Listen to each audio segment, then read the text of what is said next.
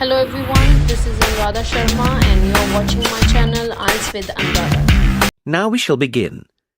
You should answer the questions as you listen because you will not hear the recording a second time. Listen carefully and answer questions 1 to 4. Hello, how can I help you? Hello. Is it possible to book a bus tour of the city here? Of course, sir. When would you like to take the tour? There are tours in the morning, afternoon and evening. Sometimes it's nice to see the city at night with the buildings lit up. We'll be going out for dinner tonight, so we'd prefer to go this afternoon. Oh, and it's for 2 people. Right. Now, I just need some details.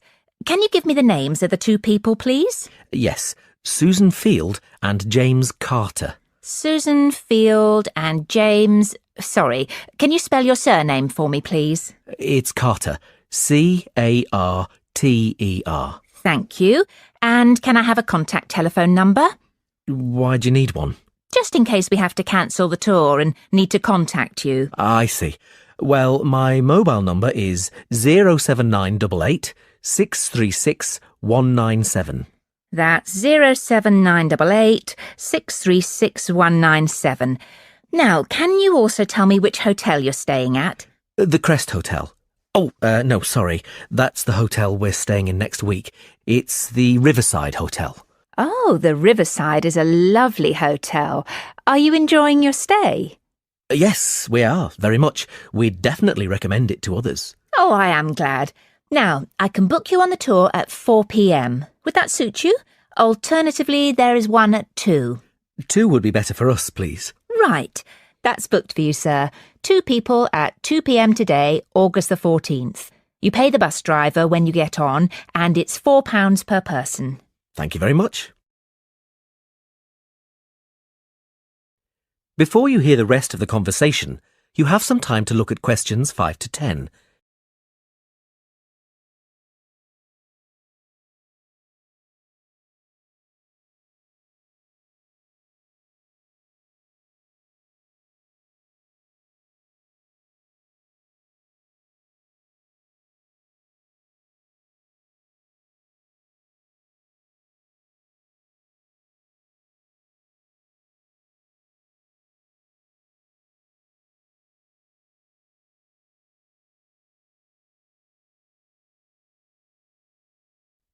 Now listen and answer questions 5 to 10.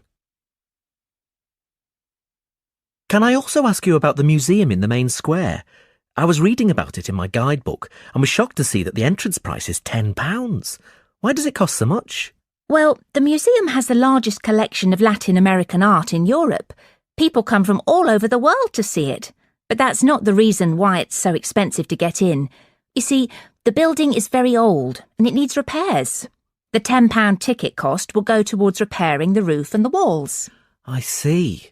Well, I suppose it's worth paying £10 to see the collection. Yes, I think so too. Is there anything else I can help you with? Actually, there is. I was wondering if you knew of any good restaurants in the area. Well, there are a few restaurants near the harbour and a couple on the beach, which are nice.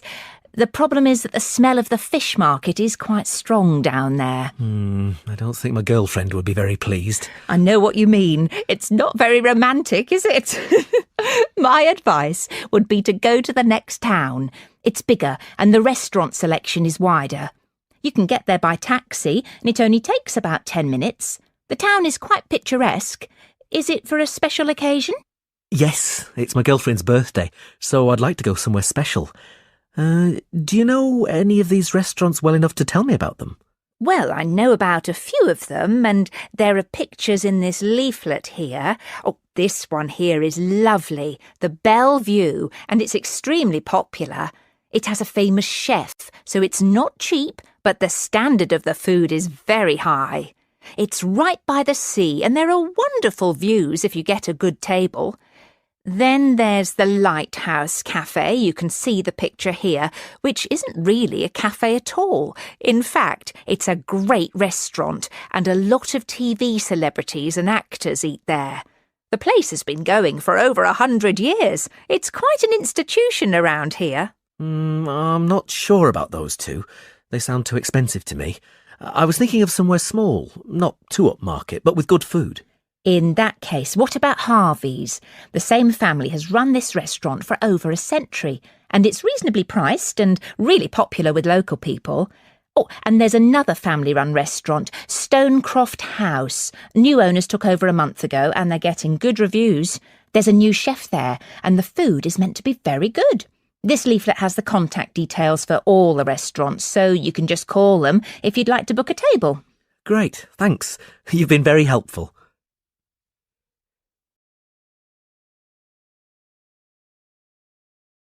That is the end of part 1. You now have half a minute to check your answers.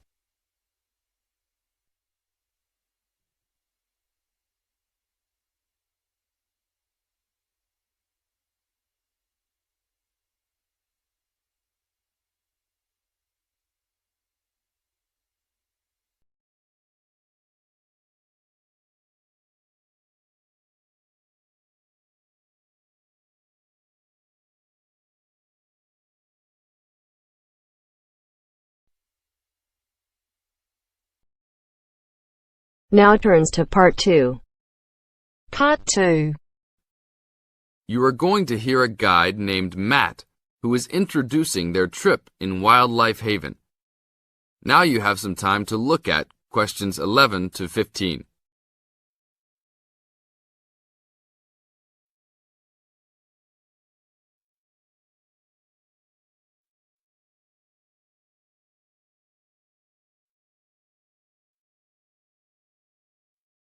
Now listen to the first part of the introduction carefully and answer questions 11 to 15. Well, good morning, everybody. My name's Matt, and I'm one of the 3 guides here at Wildlife Haven. Our job is to make sure that you all have a great time here with us and go home feeling happy and relaxed. As you can see, we're away from the city in a remote area between a national park and the sea. To encourage you to relax, there are no radios or TVs, and the only phones and newspapers are in the office.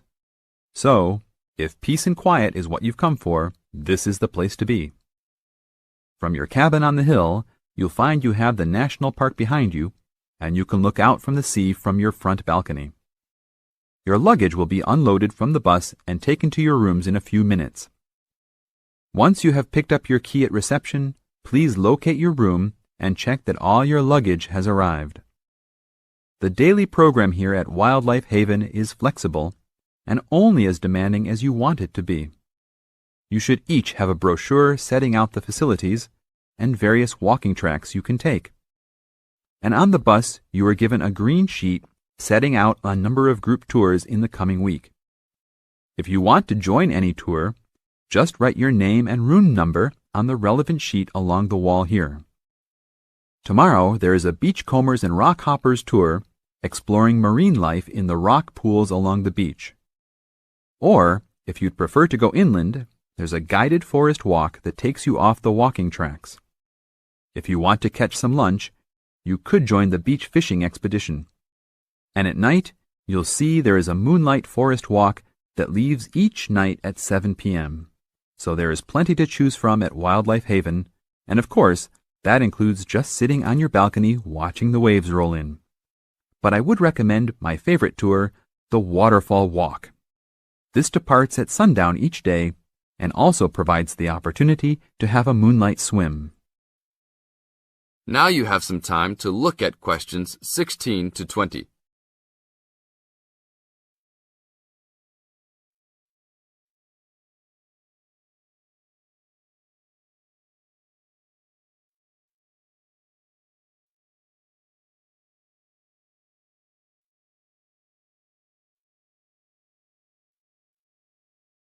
In the second part of the introduction, you are going to get some advice from Matt. Listen carefully and answer questions 16 to 20. You've chosen to visit us in January, which is one of our hotter months. And although you may be tempted to wear a minimum of clothing, you should always take precautions against injury, particularly in the national park. This includes sensible footwear. You'd be surprised how many of our guests ignore this advice and end up being sorry. And socks are a good idea too. And even though you might be under trees a lot of the time, it's a good idea to wear a hat in this hot climate. There's no need to be too concerned about walking in the national park, provided you use common sense. It's true that there are poisonous spiders in the park, but they are really more frightened of you than you are likely to be of them. I should also warn you against eating any wild berries. Some are edible, but you should avoid them all. We'll provide all the food you can eat. Well, that's about all for now. Dinner is from 6 to 8 p.m. in this building.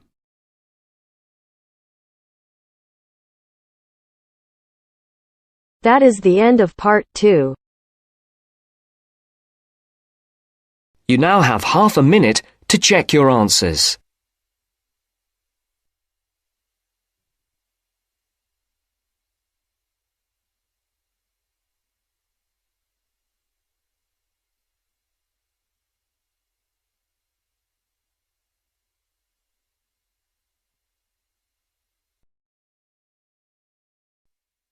Now turns to part 3. Part 3. You are going to hear a tape recording of instructions and advice, which a woman called Martha has left for her friend John, who is coming to stay at her house and take care of it while she is away. First, you have some time to look at questions 21 to 24.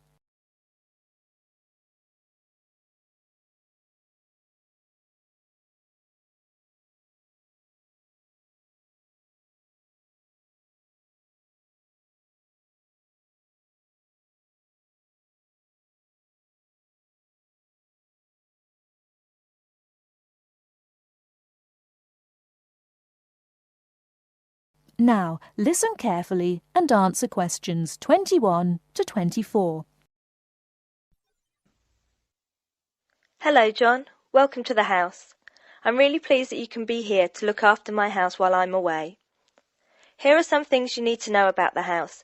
Important stuff like when the garbage is collected. In fact, let's start with the garbage, which is collected on Friday. Just write garbage on the calendar on the days they take it away. Put it out on Friday every week. That'll be Friday 22nd, Friday 29th and Friday 5th. It's a really good service. The trucks are quiet and the service is efficient. The bin will be put back outside the house empty. It's a good idea to put it away quickly. This street can be quite windy. I once watched my next-door neighbour chase her bin the whole length of the street. Every time she nearly caught up with it, it got away again. The waste paper will be collected this Tuesday. That's Tuesday 19th. There's a plastic box full of paper in the front room. Please put it out on Tuesday. The truck will come during the day.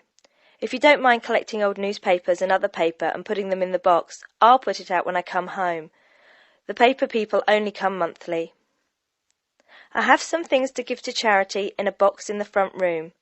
Would you put it out on Monday the 25th, please? It's a box of old clothes and some bed linen which I've collected, plus a few other bits and pieces. Be careful when you pick it up, because it's heavier than you might expect. The charity truck will come by during the day on the last Monday of the month.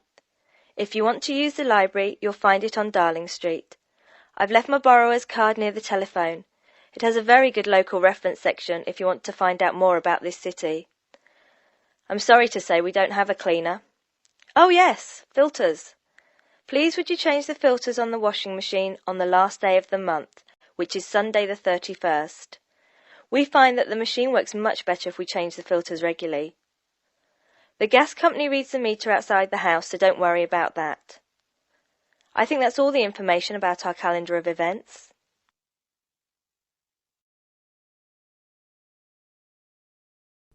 Before you hear the rest of the talk, you have some time to look at questions 25 to 30.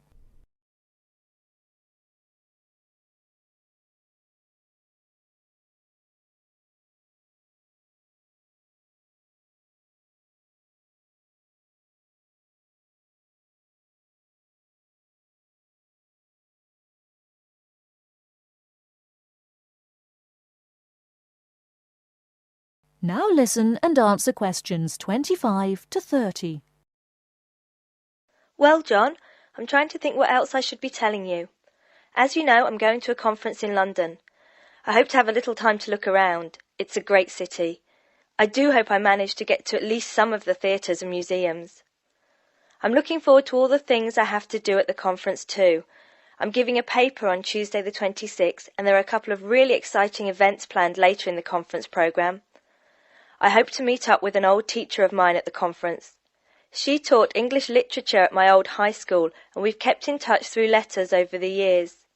She teaches now at the University of Durham, and I'm really looking forward to seeing her again. By the way, I expect you're hungry after your trip. I've left a meal in the refrigerator for you. I hope you like cheese and onion pie. Would you do me a favour, please? I haven't had time to cancel an appointment. It was made a long time ago, and I forgot about it until this morning. It's with my dentist for a check-up on Thursday the 28th.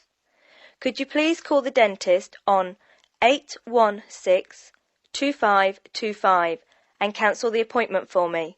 Thanks a lot, John. One last thing. When you leave the house, make sure the windows and doors are shut and set the burglar alarm. The alarm code number is 9120, enter. Have fun. I'll see you when I get back. This is your friend Martha saying goodbye. That is the end of part 3. You now have half a minute to check your answers.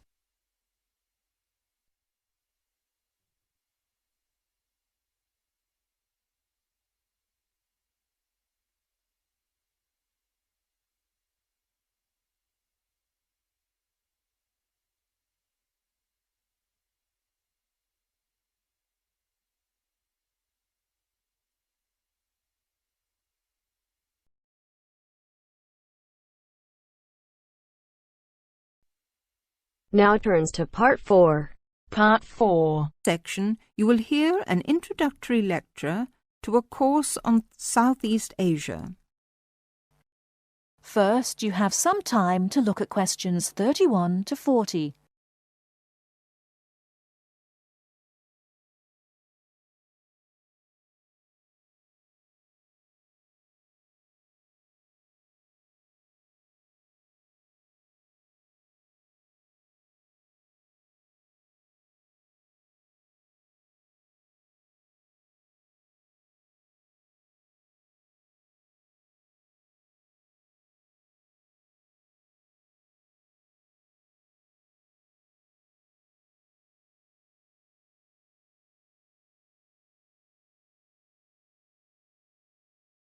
Now listen carefully and answer questions 31 to 40.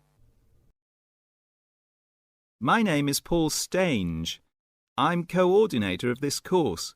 It's called Southeast Asian Traditions. I'm also the author of the study guide and the course reader, and you should have those in front of you. As well as these, you'll need 2 textbooks for the course.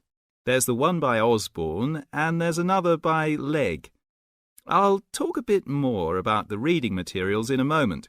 Now, if you haven't got these materials, you can buy the textbooks at the university bookshop, and you can collect the study guide and the course reader from me on your way out of the lecture.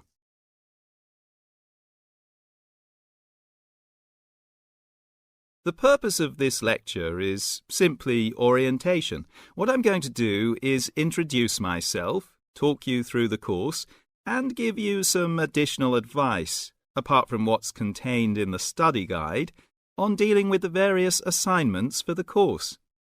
First of all, the materials.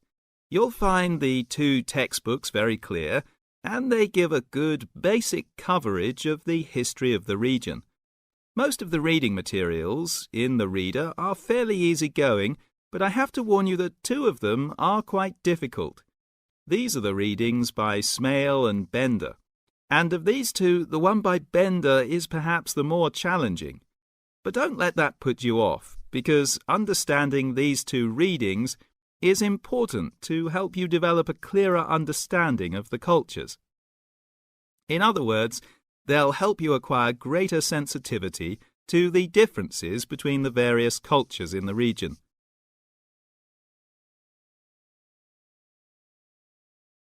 Now, the course itself. The course has multiple aims. It's primarily a history course, but it's not only a history course. It is, in most respects, a cultural history course focusing on Southeast Asia. Nevertheless, the course is, as you'll see from the materials, an introduction to the Southeast Asian Studies component of the Asian Studies programme. In looking at the cultural history of Southeast Asia, there are two major influences to be considered, the Chinese and the Indian. It's important not to forget the extensive influence that these two countries have had in the region. China has been trading throughout the region since at least the 6th century, so many of its cultural and social traditions have influenced the countries in the area, and religious practices from India have helped form today's culture. So we'll be looking for the links and the connections between traditional patterns and today's developments in the region. I think you can now begin to see how these past influences might form a background for the present-day social practices.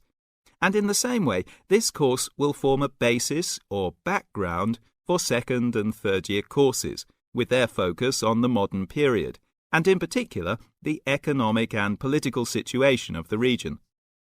So, that's the outline of the course. I'd like to go on now to look at what you have to do, your assignments and so on. That is the end of part 4. You now have half a minute to check your answer.